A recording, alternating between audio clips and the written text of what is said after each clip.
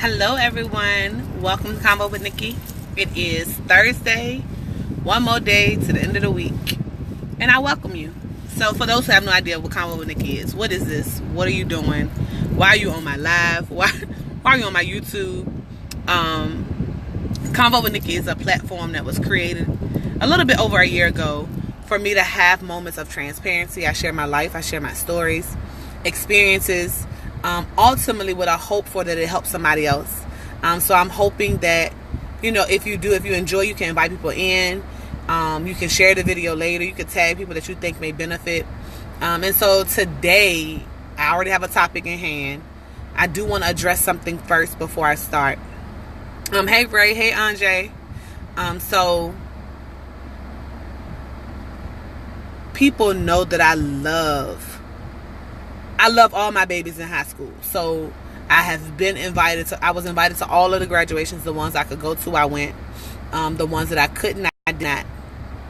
But I want to address the situation that happened at TJ last night. I don't know full details, so I cannot give a premises of what that was about. However, I have watched my babies. Y'all know teenagers follow me on my Instagram more so than Facebook. And I want to encourage parents that if you have a kid that graduated from Thomas Jefferson 2018, let those babies walk. I get that it was a frustrating situation. I get that it was crazy last night. I get that this milestone could possibly be tainted for them forever. They will always have a memory of the initial night. But if that was the case, we would never have relationships. If we based everything off of our first response to something, then we would never move on and go to something greater. Our kids have to realize that yes, in life stuff happen, but when it happens, it doesn't mean that we give up, we throw in the towel. It means that, okay, let me plan another way to get it done so they will walk on Saturday. Let those babies walk. I get that it was crazy. I get it was confusion. I get for some people it was scary. We do have to remember that this city is at a place of a war zone at times. And we needed to make sure, I'm saying we like I was the person who did it, but the thing needed to be that our babies were safe. Please do not think that I discredit the fact that people probably flew in to come and see that baby walk, drove up, flew down, walked across the street to however they got there, bus, train, plane, whatever. I get it. I get that memory, but it's up to us as parents who've endured disappointment, who've endured hard things, to be able to share with our kids, let them have their moment, but they can't get stuck there. Because this milestone is going to happen. Yes, I saw that some of the babies had their diplomas last night, and some people may say, well, they got the diplomas, what's up, what is it about the walk? It's because that is an initial walk into adulthood that some people don't even have a thought process about where they were when that was supposed to happen. Some people don't even have that memory. Let those babies walk across that stage proudly for the work that they did, for the work that we did. Because if you follow me on Snapchat, you know that I celebrated like somebody crazy last night, because my son now has 364 days until it is his turn. And we deserve the walk just as much as they do. So I just want to encourage parents who had a kid at TJ last night, who had a cousin or an auntie or uncle or a niece or a nephew or whatever that was there and was caught in that whirlwind of stuff that happened last night. I mean, it's definitely a bunch of rumors and stuff that's going around. And I don't know, like I said, I was not there. I do not know the true story. What I do know is that if it involved any type of threat and it could have harmed a kid or some innocent bystanders, then the precaution that was taken should have been. That's me. And the teenagers at TJ know me. And so they know if Miss Nikki then said that that's how she feels and it's true to who she is, because I stand up for them. And in this, I'm standing up for parents and the kids who may not make the best decision. Do not miss an opportunity that you will never get again. Yes, it was ruined, but it will come back. You know what I mean? And so this is just preparation for life, that if you go and you try to get that job that you want and you show up on the first day and things don't look right, do that mean that we tap out? No, we're going to go back the next day and make it happen. And so for that group of teenagers, this is your opportunity to see that life is not going to always look the way we wanted it to look. It's not going to always be the way we wanted it to be. It does not mean that it's not great. right? Because ultimately what we do about that is going to change. We can only change what our outcomes are. And I'm going to go on Instagram and I'm going to do this for my teenagers too, but I wanted to encourage my parents to do the same thing. I wanted to encourage the parents who were distraught, because I saw some lives of some people who were heartbroken and some parents who were like, this was frustrating. And I literally watched a live of a mom crying, and I get it. But as parents, we also have to remember that our initial response is not always the best. And so we've had 24 hours somewhat, almost, well, at 7 o'clock it'll be 24 hours. We've had a moment to digress. Make sure we give our kids full opportunity to have experiences that some of us may not have had and that they may not get again. So that was my tidbit for that. So Convo with Nikki. So those who have followed me this week, they have seen I maybe put up a few posts this week about checking on your strong friend. And I want to talk about that because I am realizing that I'm the strong friend. Not like to pat myself on the back like, oh, I want to be her. It just so happens that I happen to be her. And so the hard thing about being the strong friend. So let's first talk about support, because everybody assumes that because you're the strong friend, or because they see you pictured, or because they see you with everybody's always with you. Everybody's always accessible to you. And that's usually not the case for the strong friend. And I'm only talking about my experiences. I can't talk about your strong friend experience, but I'm going to talk about my own. And so for me, and being the strong friend, or what I consider to be a strong friend, and give me your definition. What do you think a strong friend is? Put it up here, post it, share it, or whatever. Invite your strong friend who you may not at this point think that you have done anything wrong.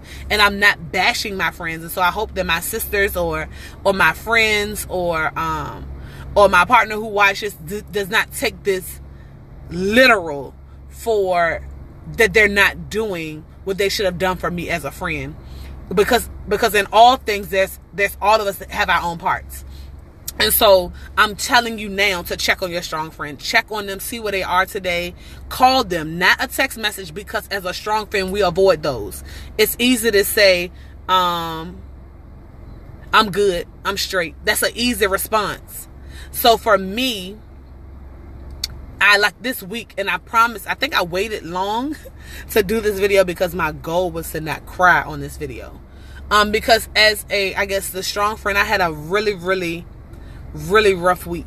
It emotionally, it has been draining, in different areas. And I endured them alone. And not because it was the only choice, because it was my only choice. Does that make sense? So I'm hoping that makes sense. So if it makes sense to you, get some hearts, get some likes. I need to know that y'all talking to me. I like interactive talking. So if you're on here, please talk back. Please invite people that you may think, as you're listening, this helps them.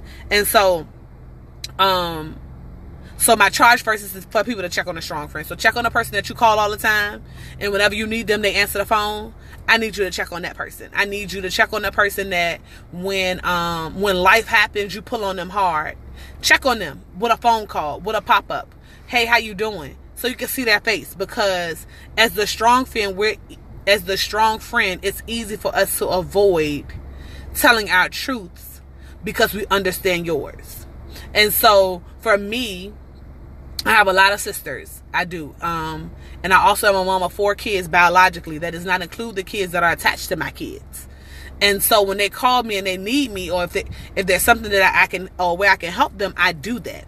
Not because I look for something back in return, but because I have it to be able to do that. And so what happens is when it's my turn, because I'm the one that's always pouring out, and when people call me, so I know their stuff, so I know, I didn't do that. I don't know if I wanted y'all to see where I was at. I'm across the street in the parking lot. Anyways, for me, because I know most of my friends' stuff, right? And I know where they're heavy at and where they're weak. When it's my turn to need or pull on somebody, I just make a choice not to. Not because I don't need the help, but because I know you already waited with other stuff. And so when it comes to me breaking down emotionally, or not feeling like I had a outlet, that thing was heavy. And so for the strong friends, we have to learn to be vulnerable and trust the people that we've connected ourselves to. Hard thing. Because ultimately I became strong because I endured a process where I could not be weak. And so in some thought processes, that's how the strong friend feels. Like if I share with you what I'm going through, then you will no longer see me as the strong friend, and your thought process will be that I am now weak because I am enduring stuff. I'm not telling you that's what y'all say. I'm saying that's the weight that we carry because we have an understanding of life is hard for you. You know, I mean, and not that I'm your God and not that you should worship or serve and not that I can fix it all, but I don't want to give you my stuff, right? As heavy as I was, as broken as I was, like even one of my friends was there with me. We've been friends for years, and she upgraded me. Like as I cried and fell to the floor, right? She grabbed me and she was hugging me, and then her reality was she had to get her babies home, and so she went. In my position, although I just needed her to be there for me to cry, I couldn't selfishly allow her to sit and stay. Although she offered. Does that make sense? Like, although she was willing to be there for me, I couldn't allow her to be a friend. I should have just been able to say, I need you. And it's something about those words that for me have triggered trust issues. I'm just being honest. This is my transparency. And this is where I want you to check on your strong friends. Only because at some point I was not always this strong. Now I tried this week to figure it out as I was going through the process of getting you all to check on people and tap in and talk to people. Like, where did I get to this place of when I need something I can ask and then somebody will show up? Somewhere along the line in my life, I needed somebody to show up and they didn't. And so the safe place for me is I know me and I know I'll show up. So I trust me with my whole life. I trust me with my everything. Me and God. And after that, the song sound good. I don't need nobody else, like it's just me and God and that's all I need. But my reality, I'm gonna make it personal because I need to heal from this. So my reality is I do need help. I do need somebody's shoulder that I can cry on. And then I need to be able to release myself from the distrust or the disappointments of my past to trust the person in my present to help. But it's hard as a strong friend because I carry... When I tell you I carry my friends' weight, and if any of my friends are on here, I don't want you, please don't take this personal and mean that you're going to stop talking, because that's not my intent. I just need people to understand who are watching, who have strong friends, who think that they have it together, who put on a smile every day, who walk this crazy walk and show up in life and just kind of handle things and make stuff happen. When they get home to a broken place, it's hard there. And in the midst of all of that, we still smile. It's a difference in masking. So I'm not masking my emotions and not enduring them. There's a difference in masking and being able to smile through to get to. Right? So I smile because in that moment where I cried for hours and I could not stop. Right? And I got the people that were there with my kids. And so the thing that we were enduring was as a whole in our house. And as we sat there, I realized that I could be possibly setting them up to look like me. And so I stopped, right? So I caught myself gathering myself together, trying to have a conversation with them about some of the things that were going on. And as I was doing this miraculous or whatever I was doing to get myself to a place for them, I realized that I was still needing to cry. And so I did. And so I went to a place by myself quietly and I cried. It wasn't so quiet, but I cried because I needed to release it, and then I needed more. And then again, that trust thing came in. So when I finally was able to dig myself deep to say, hey, I need something, let me tap into something, and it wasn't available, it took me all the way back to a place of, I told you, depend on you and don't depend on nobody else. But that is not real.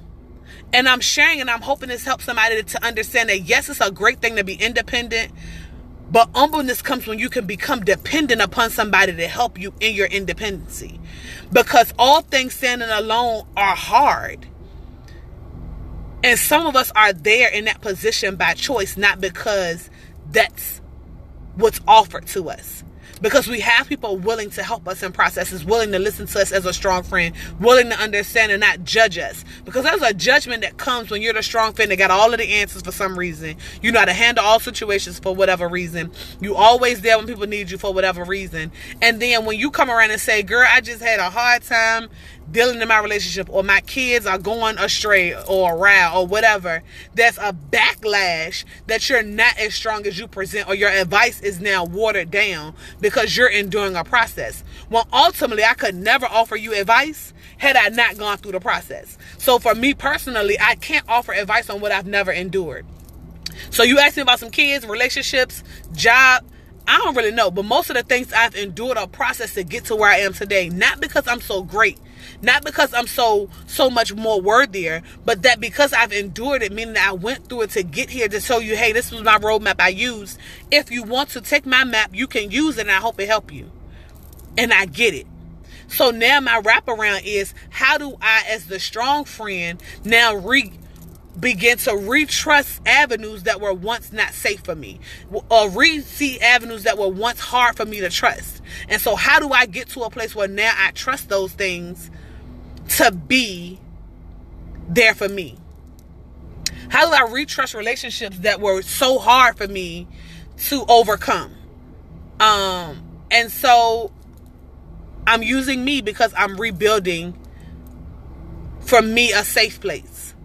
And so I hope the friend who, because I know she watches, does not take and beat herself up that she left, because I told her to leave. I said, go make sure the babies are straight. And even though she called and checked on me, and when she checked on me on the phone and she said, are you okay? My position was, I'm fine. And the strong friend to us, that's safety, because I don't want to worry. I don't want nobody else to worry about me. I don't want nobody else to carry my stuff, because I know how I carry others. But then where do I release all of this stuff that I carry?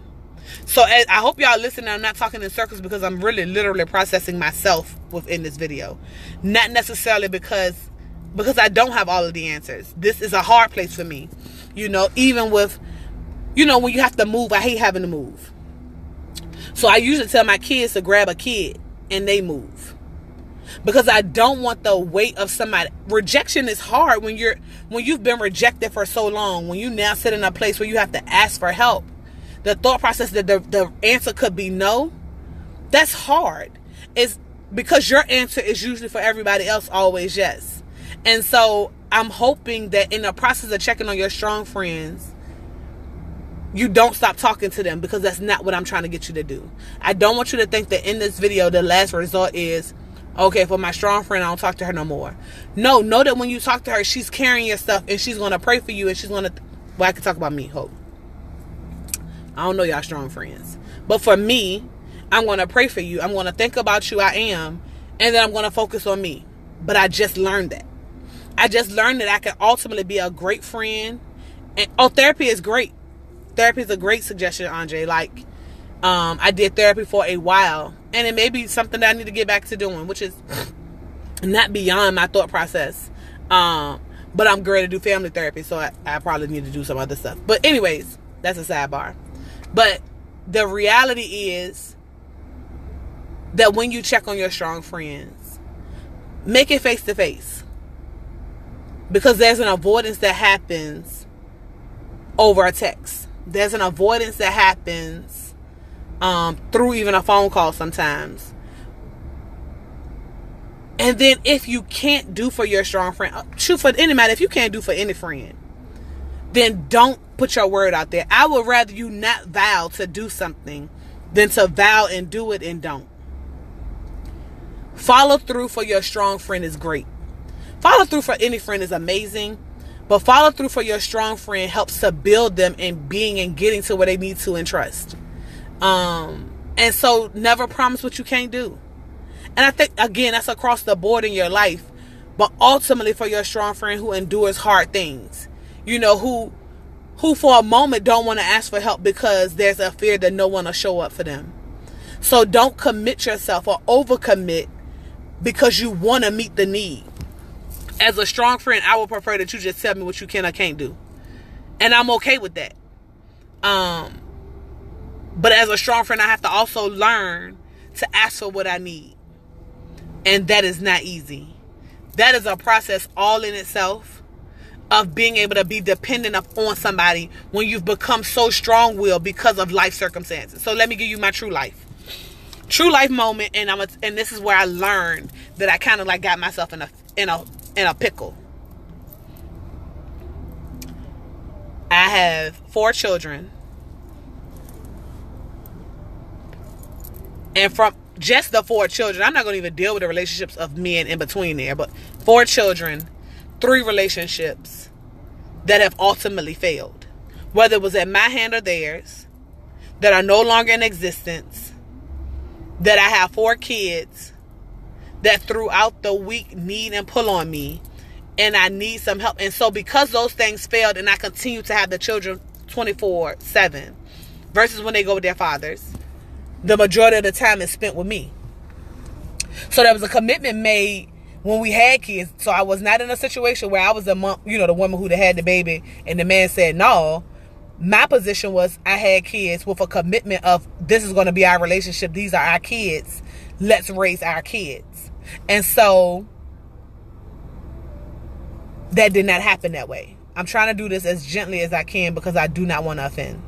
So my reality and my actuality became that I became the primary parent. Not the only parent, because I'm not an only parent. I don't want nobody to leave thinking that that's my position. I'm the primary parent, though. I provide support 7 days a week, right? 24 hours a day. And then the fathers, the secondary parent, have their responsibilities, and they proceed accordingly.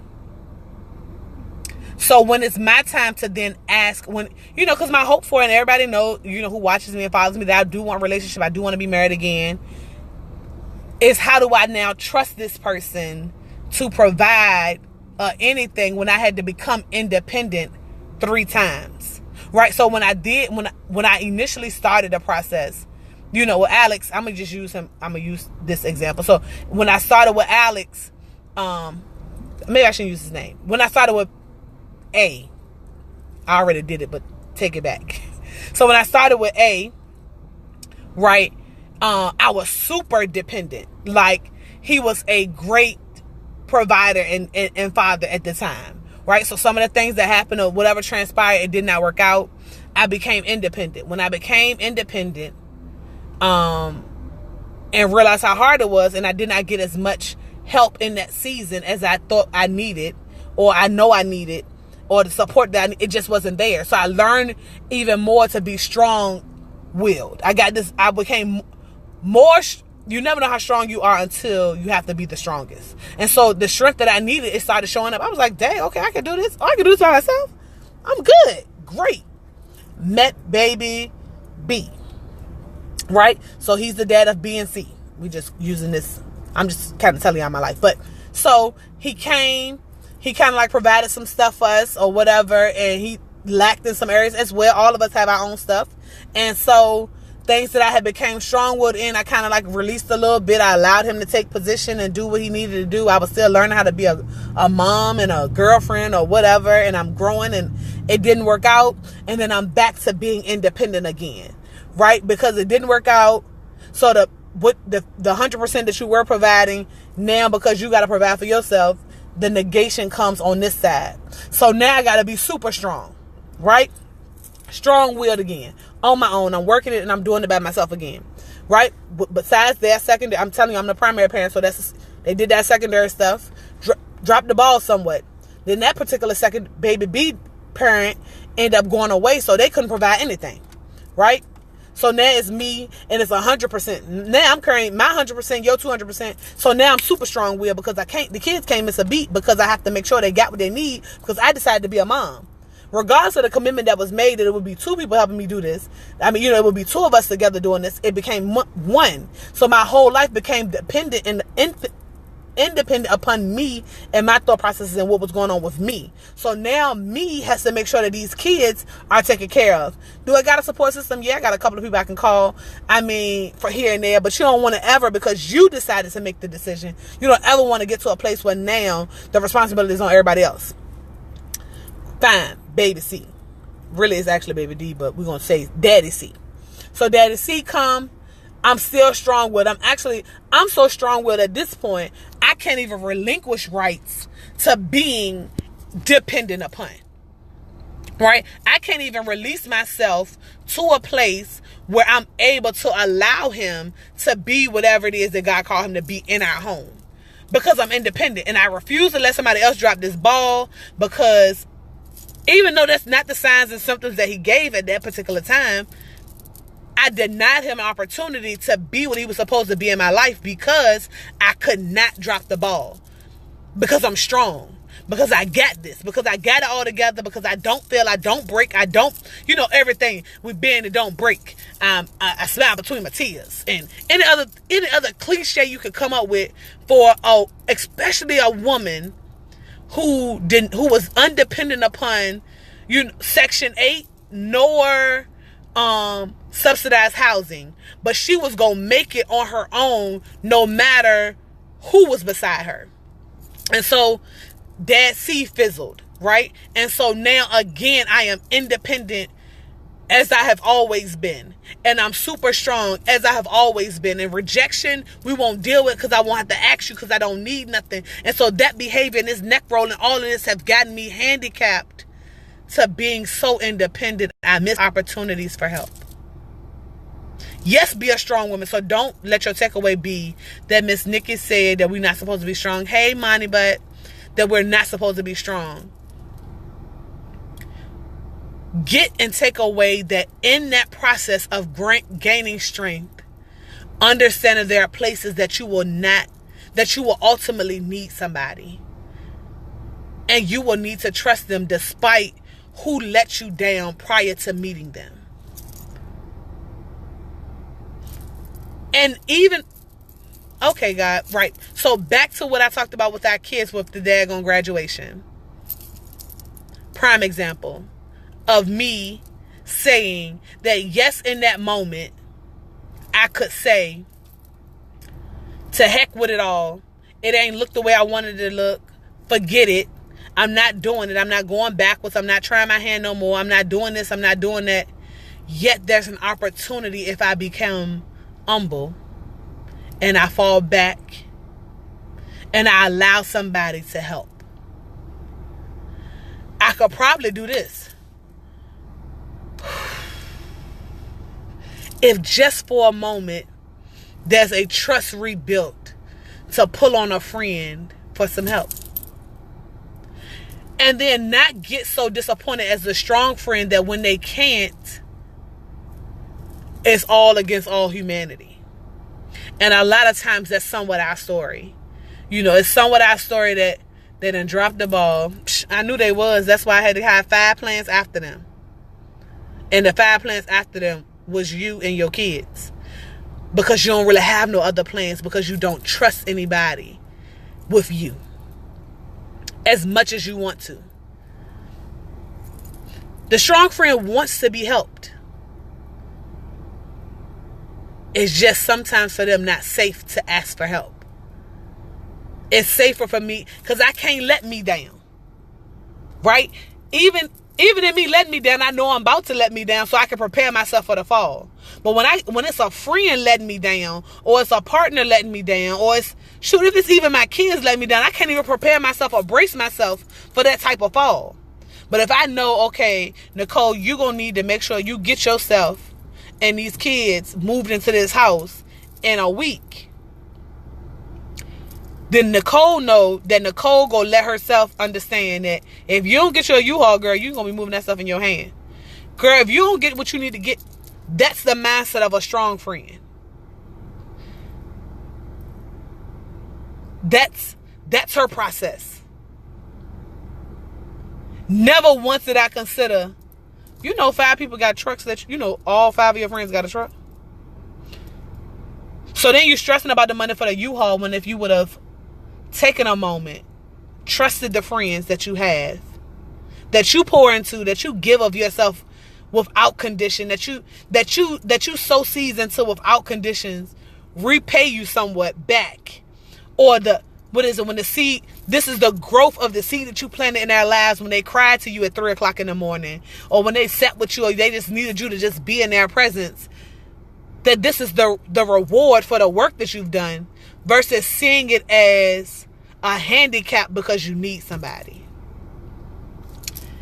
I'm helping me. Hopefully it's helping you. And I don't know why it's processing like this. And it's kind of coming out kind of weird as I'm listening, I'm listening to myself talk. Because this is a hard place.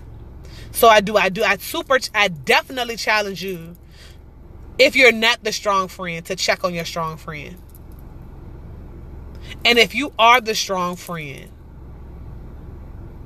I challenge you to trust the friend that calls. I challenge you, because see, the strong friend, our stuff that we deal with, it's not small. When we get to a place like this, it's not simple stuff. It's not like, my tire flat. When we get to this place, see, the stuff that we're dealing with is heavy. Like, so like, I'm not going to stress because my tire flat, right? I'm not going to stress because I didn't get to work on time. Like, for me as a strong friend, see, my stuff is deep. If I'm gonna stress about something, it ain't gonna be because the lights need to be paid. It's probably because the lights are about to be off. I'm not gonna stress because the bill came. I'm gonna stress when I don't have it to make sure the bill is paid. Like, at the last resort is when I'm stressing. Because in the meantime, in between time, I'd have made it happen. And so, hold up. My lights are not about to be cut off. I just want, in case any of my friends think that that's my issue right now, as I have stated that I have some stuff.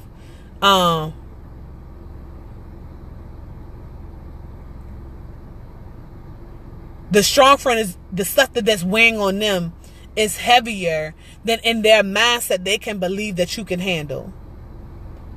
And then because I think a part of us, I don't say we like being a strong friend, but we have gotten to a place where we understand that that's who we are. We never want you to question that in us. We never for a moment want you to sit back and think that I can't be a help. And then what I realize is that I am not anybody's God. So actually, I shouldn't even have a thought process to be the end all for them, because I'm not. Do I have access to some things, and can I be a resource to you for a moment? Yes, but your strength and your power should come to somebody greater than me. He resides with me, but he is not me.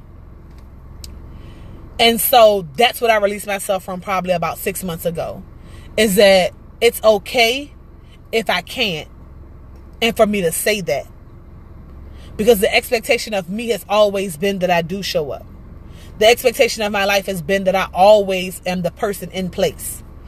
With kids in tow or whatever, and just because I'm not does not mean that I'm not good enough. Does not take away the strength of me being a good friend. But the strong friend needs and deserves a moment.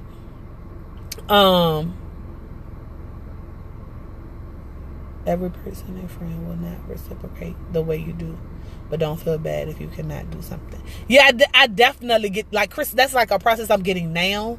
Not before. Because see, French, okay, so I don't really have like friends. I use sisters as my friends, because, especially women, because if I tell you I'm your sister, when I'm telling you I'm gonna show up, baby, I'm gonna show up. What if you need me? I'm showing up. Like, my sisters can call me at 2 a.m, and I'm showing up. Right? My sisters can call me and say I got $1 and they need $1.50. Then I done borrow $50. I done borrowed the $50 to give them the $1.50. Like that's me. You know what I'm saying? Like that's who I am. And I don't have the expectation of other people, which is why I don't pull on them for me to at least get that expectation and they don't show up. I hope that makes sense. Like for me, it don't even have nothing to do with what you gonna do for me, cause I don't have no expectation. This is gonna sound that sound crazy coming out, but that's my truth. So I don't have any expectations of my friends or my sisters, because very rarely do I ask them for anything. It might be to watch Michaela. Not very rarely. And I mean, one of my sisters is on here and she's not leaving. So, and she could tell, I mean, if it is something to tell me, but very rarely do I pull on and it's no takeaway from them. It's what I've created as protection for relationship in my mind because of my bad relationships. So because I would rather have the relationship than for them to fail at the help, I then lose what I could have had as help. Yeah, I'm processing by myself, so y'all help me. Y'all chime in, y'all say something, because that's my real, right? So, not to take away what they could possibly offer as help, right? But because I just never tap into that role with them, I'm the big sister even when I'm not the big sister. Like, one of my big sisters have to tell me, like, nigga, I'm the big sister, and my position back to her is, but did you do what I say? Like, that's my real. And so, and she has a plethora of knowledge. Like, age to me does not equal that you're smarter than. Age don't really mean nothing to me. And for some people, it has taken over their whole thought processes about what you can gain or get from somebody else. So age don't mean nothing to me. Calm down, angry face. Because my life experiences, if I sat here and told you my 36 don't equal what your life probably equal and you probably 56. My life experiences are different. Every strong friend needs to establish no in their vocabulary. One can't be a strong friend if they are not taking care of themselves, and sometimes that means saying no. Your real friends will get it. I got keep on what to say. Your real friends will get it. Absolutely. Thank you, Yoke. And you are definitely right. I think I have just gotten no in my vocabulary probably within the past, I don't know, maybe a year or so. And then I got no bigger in my vocabulary when I got sick this year. So I get it. I understand the no. There is a power in no that there's a power that resides in no that I don't think any of us really, really, really understand. And so, I'm hoping that this helps somebody. It's helping me still kind of process because, like I said, this past week was heavy for me. And I released to my kids somewhat. And I really released to them because they were involved, not because they needed to carry it. And so I ended up coming back and apologizing to them because I couldn't trust anybody with the weight that was so heavy. The weight was so heavy. More so, not that I couldn't trust, but the judgment that comes with the weight. Because I've judged myself enough for the weight. Not that I don't want to hear what you got to say, but if it come with judgment, then that's not the thing that ain't what I really need. Sometimes, and then even as strong friends, which we know now, like even I think somebody was processing with me the other day, and I was like, so do you need me to just listen, or is this something that I respond to? And once they said it was just listen, I knew how to be able to sit back and listen. And as a strong friend, I'm learning that every time that I have a thought process, I don't have to give it just because I have it. So for me, I want to celebrate my friends that love me. Like, I put the post up on Monday, and some people really got in my inbox on my phone. Excuse me. And I appreciate you. And I'm grateful for you. And I'm grateful for your thought processes towards me. And the things that I'm enduring are not easy. And I'm telling you this out loud. And Sonata and Mioka, do not call my phone as soon as I get off live. It's something I have to process daily, so that ultimately I can get myself back to a place where that situation no longer consumes me. And so, and I'll probably talk about that next time, because it has to do with healing. So healing is a complete process that is never over tomorrow. Yeah, that's good, Tony. Yeah. So I'm hoping that this helps. So if you have any strong friends, go see them. Take them something. A candle, something that brings peace. Because strong friends, we usually don't realize that we need peace until we have none. So something that brings peace, I challenge you to find your strong friend and take them something that brings them peace. A candle, some lavender, some music. Take them out that doesn't have anything to do with you. Invest in them. Time, effort, and energy into your strong friends. They're not going to ask you for it.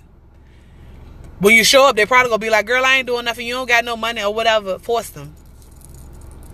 And then strong friends. Respect their efforts. Find somebody to trust. And if that person lets you down, rebuild trust again. Because the help is worth it. The ability to trust is worth never trusting. It's greater. The benefit in learning to retrust is greater than the benefit of never trusting again. And understand that there's a greater strength in becoming dependent upon help. Not solely dependent, because that's not what I'm telling you all to do. But there's a greater strength in learning to become dependent upon great friendships and partnerships than there is, right, and being so strong you're independently alone. I hope this helps. I hope that you all figure out a way. I hope y'all share this video. Please invite your friends to start watching, and invite people. Share the video so that it helps somebody else. The ultimate goal of Convo with Nick is for this platform to be greater than what you see today. And it can only be as great as you make it. I thank you guys for trusting me, for listening to me. I don't even know how long I've been talking. But to invest in the efforts and energy of me. To share my life. To share my path. No matter how rigorous it looks sometimes. And that you gain something for you to be the great you can be. Thank you.